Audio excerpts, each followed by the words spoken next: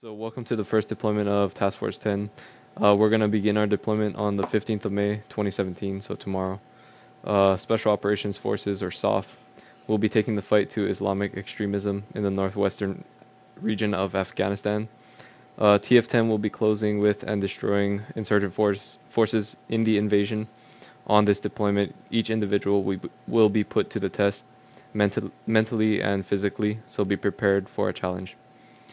Enemy forces, enemy composition, disposition, and strength. The known enemy composition consists of Islamic fundamentalists, known as the Taliban. The largest known allies of the Taliban are the Al-Qaeda government and Haqqani network. The Taliban government controls the entire province and have armed and trained some of the local populace as a militia force. The enemy is known to be very manipulative and destructive to local infrastructure. The enemy's strength is known to be about 100,000 men and have a substantial supply of military equipment such as weapons, vehicles, and possible light armor. Alright. So enemy capabilities and limitations.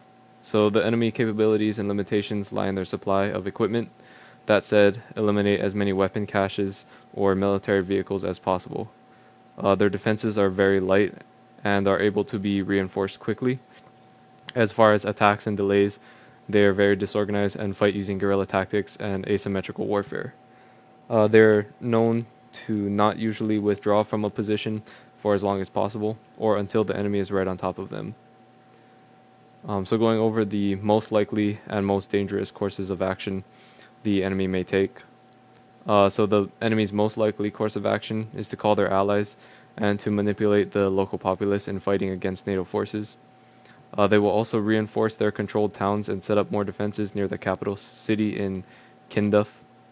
The most dangerous course of action the enemy will take is to lay IEDs or improvised explosive devices in largely populated areas and villages, even friendly ones. So do you guys have any questions on that section? Are they going to have V-beds? What's that? Are they going to have like vehicle-borne IEDs? Yeah. Possible, yeah. Same as Expected. Okay. yeah, same as suicide bombers and all that. Okay. Fuck's sake. If you hit, I like but just fucking run. Friendly forces, hires mission / intent. The higher mission and intent of the deployment is to remove the enemy presence and to help local populace through humanitarian services, as well as to install a new government more friendly to the United States. During the initial invasion, we will only have Task Force 10 assets in country, and as the deployment progresses, Army and Marine Corps divisions are expected to follow and push into country as well. So civil and terrain considerations. The terrain consists of, it's mostly wooded, some desert, not really, it's more arid. Areas with large mountains that pose a challenge for air and ground assets. Use terrain such as poppy fields and tree lines for concealment. So mission. Task Force 10's mission is to eliminate insurgent forces and the Taliban-backed government. Will be in country, so today, and will be supporting the Northern Alliance and Baghdad to establish a democratic government. Any questions?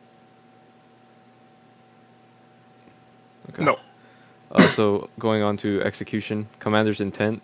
Task Force 10 is being tasked to conduct counterinsurgency operations in the Baghdad province. The enemy holds several locations as strong points in the region, including Calais Noe, which is the airfield we're going to seize, Al-Faraz, Afarat, Morar, Kamir, Ramir, Zarath, and Limari. We will be seizing the Calais Noe airfield as a launching point for further missions. The enemy is not a uniform force, and as such, Task Force 10 will be conducting unconventional warfare against them. Prior to Task Force 10's departure from Afghanistan, the insurgent forces will be crippled and their warfighting materials will be scarce. So there it shows a map of the quadrant we'll be in. For this deployment, we're only going to be in the northeastern quadrant, which is a 10 kilometer by 10 kilometer area. So concept of the operations, scheme of maneuver. So during the deployment, we'll be operating in the farthest northeastern quadrant. will be pushing from the north to the south. However, we may not be hitting the same objectives. We will not be hitting the same objectives predictable to the enemy and in a systematic order so the enemy cannot reinforce it. As far as fire support and what's planned, we will not have very much fire support available, especially during the beginning of deployment. However, odds of fire support will increase as we progress. Moving on to reconnaissance and surveillance. RNS will be mainly provided by MARSOC's SR element and command staff observing situation via ISR drone. Their main objective is to identify potential threats and eliminate them if necessary. Remember to carefully examine the information you receive and discern what is necessary and what isn't. Okay, so intelligence. Upon gathering intelligence, notify hires of the information. Understand that they have may have to process other things. So if you need to inform the other men in your team of the information as hire processes other information. It is suggested that you write down the information for future reference. And when clearing buildings and rooms, make sure to do a thorough sweep for any kind of information. Look from high to low, counterclockwise or left to right of the room, and 3D. So tasks. Oh, hang on. Who's that? Who's standing? Muslim. Go ahead. Ask your question if you got it. I don't even know how I stood up. I was fucking looking at the document. My bad. Oh, okay. That's the damn thing. So no question. Well, actually, I did have a question. Okay. You Go mentioned ahead. the Northern Alliance and Yeah. how we're gonna help them establish a democratic government. Yeah. Will there be friendly forces as in the Northern Alliance in our AO? It's potentially, yeah, we will have like Green 4 in the area, in certain Roger. areas. Yeah. The last looking at the word. Alright. Tasks. The objectives our units will be tasked with are eliminating hostile threats, destroying enemy signal and supply, gathering intelligence, interdiction of weapons deals, high-value target and individual raids, humanitarian assistance and support of allied forces. So like going over the Green 4 again, we might be supporting Green 4 forces as they push through as well. Note that the deployment will be dynamic and choices you make as an individual can affect the entire deployment. Many other missions will be based on the dynamic nature of the deployment, so make sure to make the right decisions and remember to ask questions to ensure that you're on track. Going on to coordinating instructions. Rules of engagement. So the rules of engagement for this deployment are only fire unless fired upon or aimed at, unless we know that we're going into a hot AO or area of operation. It's standard in the Middle East that any 18-year-old male should carry an AK. Just because someone has an AK doesn't mean they're hostile towards U.S. forces. Environmental considerations. Weather is hot and dry, low chance of precipitation. Keep in mind environment at all times. Sandstorms can limit vision and increase wind factors. We will be traversing mountainous terrain as well as rocky hillsides, so be prepared to use rappelling equipment. For force protection, as stated before, we will be trying to be as unpredictable as possible, hitting multiple objectives and different objectives on each operation. Available to us for transportation are the utility helicopters provided by the 160th SOAR, as well as some land vehicles such as Humvees. Right. Moving on to administration and logistics. Question. Yeah, go ahead. With transport Humvees and maps be available? Possible. Possible. Okay. Thank you. I got a question. Yeah, go ahead. It said that if anyone that you see carrying an AK because they're Mhm. 18 doesn't mean they're bad. What if we see people carrying other types of arms as far as RPGs or like they might look like they might have an IED vest? I don't know how to exactly decipher just that just yet, but what if we see things like that? More so, like if they just have an AK, then and they're not like actively engaging us, then they're probably not. They're probably just an 18-year-old guy or whatever. But if they have things like explosive devices or what seems to be that or RPGs, then like eliminate those threats because Okay. As that usually they're goes not going for to carry the that for like the regular people. even RPKs. Like PKMs, RPKs, like the LMGs and stuff like that too. I have a So, question. to clarify on that, pretty much if anything outside of an AK, Yeah. like your standard AK-47s or whatever variants, anything higher than that would be classified more as a potential threat or Yeah. treated as a threat. Okay. Any other questions as far as the coordinating instructions, the rules of engagement, or anything? Nope. Okay. So administration and logistics. For administration, we have our EPW or enemy prisoner of war plan and our CASEVAC plan. So going over the enemy prisoner of war plan, all enemy prisoners of war will be treated with the same respect you give your fellow men, and you will not try to intimidate, torture, or harass prisoners for information. Upon receiving an EPW for questioning, pull him aside, away from others or passerbys. Any information obtained must be written down and documented, as well as where they were taken prisoner, why they were taken prisoner, where they were when they were captured, and at what time. Also documented will be what was on their person, and please do not strip them down. Lastly, will be if they were released at the site.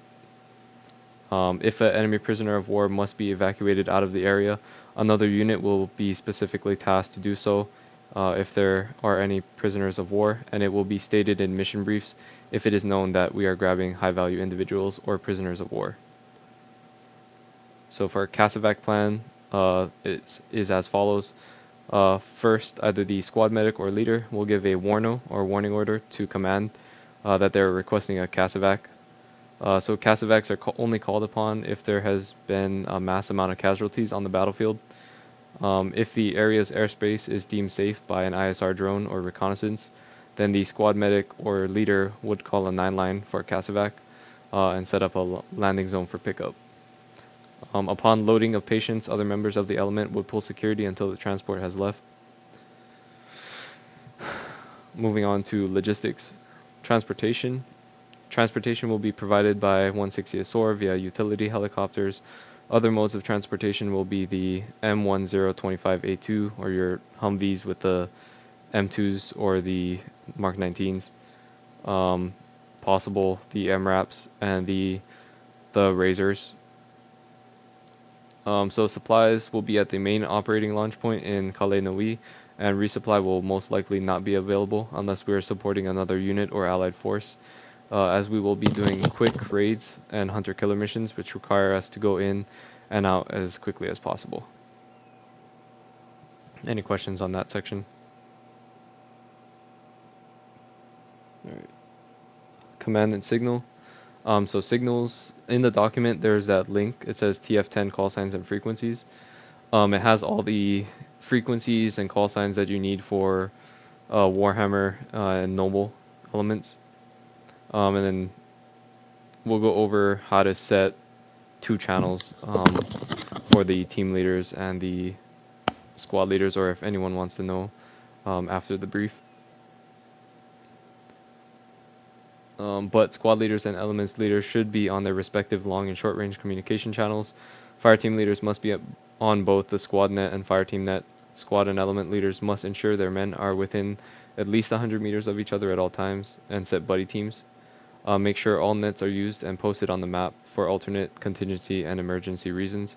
If any leader is to be killed in action or missing, ensure the men know the correct channels so that they can get into communication with higher headquarters. So to set an additional channel, if you guys want, stay after the brief. Any questions on that? I have one question from a previous topic. Yeah, go ahead. My apologies. On the EPWs and other encounters with surveillance and questioning, do you want everything to be it says everything to be documented? Do we have a report hanging over to hire after every missing? Yeah, I'm gonna go over that. Okay, my apologies. No, it's all good. So command and control is the next section. So location of key leaders, mainly in the secured airbase of Kalenui. Upon entry of the deployment, after our first operation, we will be setting up C2 in the airbase, and we will have command posts set up as we go by Army and Marine divisions or allied forces. So the succession of command would be first in command, Captain J. Loy, second in command, Second Lieutenant J. Natura, third in command, Staff Sergeant A. Boone. Thereafter, Staff Sergeant A. Boone would be the most senior personnel at the time. Remember to use the chain of command and talk to your element or fire team leader first, and it will be passed up the chain. Also, if you have any issues or problems regarding something or someone, bring it up the chain of command via your team leaders, and it will be dealt with and resolved either by them or the next person up the chain. And then reports, last section. So squad and element leaders are required to submit a weekly situation report to the command staff that includes, this is mainly for like personnel, so S1, operations that members attend, who was there, when it was, what the outcome was, individual member requests for advancement, individual progression, and new as well as refined skills. And then utilize the sit rep in order to recommend squad or element members for promotion and talk with the men in the teams and help them decide what they want to do in the future. Also, when dealing with interpersonal problems in the squad or teams, get each individual side of the story separately and then get them together and solve it. So going over what Boone was saying earlier about the situation reports, for squad leaders and element leaders, make sure you guys are checking the website. Go to the forms. I'm gonna make a form for sit reps, weekly sit reps. So go over like any kind of intel gathered after each mission. Just copy the intel, and then paste it into the weekly sit rep. I'll put it on like as a section in the form. But yeah, if there's any other questions, go ahead.